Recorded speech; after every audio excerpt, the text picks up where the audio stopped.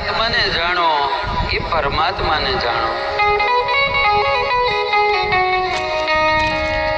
સાચા કોઈ સંત મળે, સાચા કોઈ ગુરુ મળે, અને આ ગુરુ જોવામાં મારીને તમારી જેવા હોય, કર્મ મારીને તમારી જેવું જ હોય, પણ એના જીવનમાં જે હંસ અને બગલા એની જેવું હોય, દ્રષ્ટિમાં ફેર હોય, એની જ દ્રષ્ટિ હોય, પણ એકની દ્રષ્ટિ દ્વારા આખું જગત છે ને એ સુંદર બની જાય, ને એકની દ્રષ્ટિ દ્વારા આખું જગત છે ને એ વિનાશના કારણમાં બને.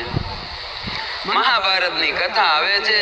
આ દુર્યોધનને કહે છે કે જા ભાઈ, આ હસ્તિનાપુરમાં કોઈ સારું માણસ હોય, કોઈ ધર્માત્મા માણસ હોય ને તો એને ગોતીને લેતો આવ્યો. 3 દી સુધીને ફરે અને 3 દિવસે આવીને એટલું જ કહે કે અહીંયા કોઈ સારું માણસ છે જ નહીં. આમાં ધર્મરાજ ઉભા હતા. અહીંયા કોઈનામાં ધર્મ નથી, બધા કપટી છે, બધા પાપી છે. અને ઈના ધર્મરાજાને કહે જાઓ તમે 3 દીમાં કોક એવો દુરાચારી હોય, અન્યાય કરવા વાળો હોય, એવાને લઈને આવો. ધર્મરાજા પણ 3 દી ફર્યા, ગુરુને વંદન કરીને કીધું અહીંયા કોઈ ખરાબ છે જ નહીં, બધા ધર્માત્મા છે. આ હું બતાવે જેની જેવી દ્રષ્ટિ એવી એની સૃષ્ટિ. બાકી ગુરુ તો બેયના એક જ હતા. એનાય 3 ગુરુ હતા અને આનાય ગુરુ 3 જ હતા.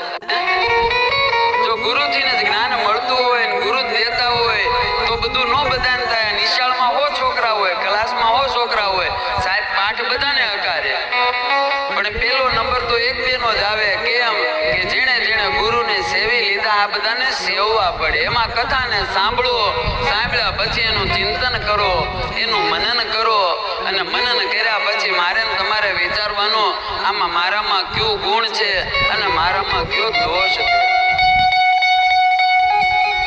એની માટે જીવનમાં કોઈ ગુરુની જરૂર પડે, એની માટે જીવનમાં સત્સંગની જરૂર પડે.